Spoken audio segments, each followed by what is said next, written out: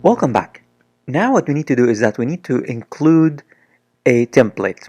And in this course, I'm going to be using this template because this is not an HTML and CSS course. This is PHP course. Therefore, I'm going to be using this template for this course. And I'm going to leave this template to you so that you can follow along.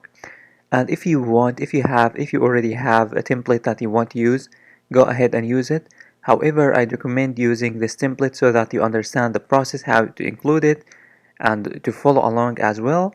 And then you can use your template later. So let me show you how we can include this template into our project. The first step is that you need to open both the template and the project side by side. So on the left side I have the project folder. As you can see, this is the project folder, and on the right side I have the files, the template, basically the template. So what I'm gonna do is that I'm gonna select all of the files, and then I'm gonna copy them, right click and then copy the 11 items because they are 11 items, and then in my project here I'm gonna paste them. I'm gonna right click and then I'm gonna click paste the items here.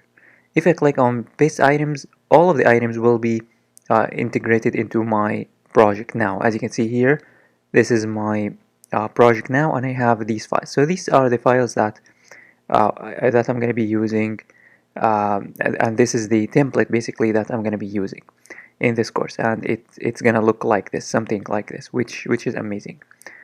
And again, if you have your own template, you can go ahead and use your own template.